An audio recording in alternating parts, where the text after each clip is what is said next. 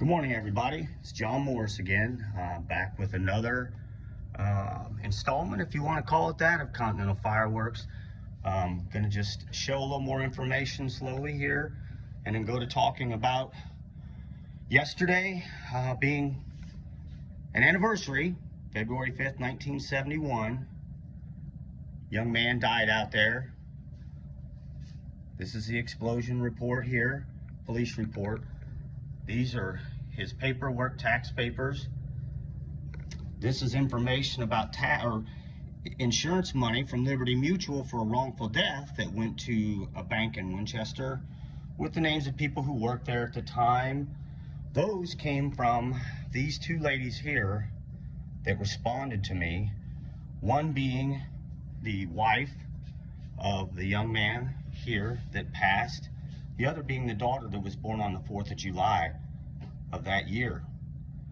The reason I'm bringing this all up again is because I have this paperwork here that shows, and I'll go through this sometime and show the pages, but it shows very plainly that this company, Continental Fireworks, accepted the responsibility for a car that was destroyed out there at my father's death. That person was paid, that person was taken care of, and I've spoken to the insurance companies that sued, and I know that there is information in Chicago pertaining to this explosion.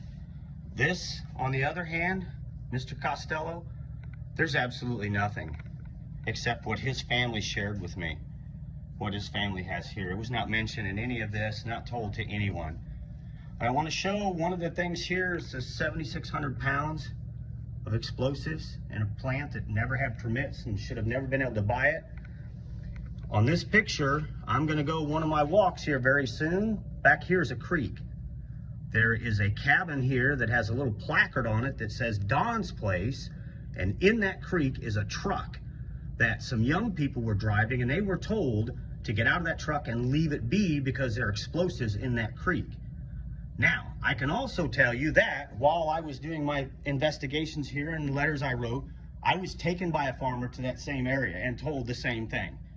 Someone who lived out there at one time. They no longer live out there and they passed, but I've spoken and I've seen the truck, and I'm just curious that whatever else may be buried out there, but that 7,600 pounds, I mean, is unaccounted for. It's not in here anywhere. There's no information. It just disappeared.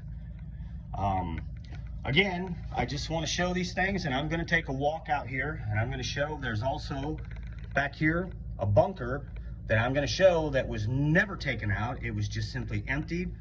The powder buried back here, and this just buried over.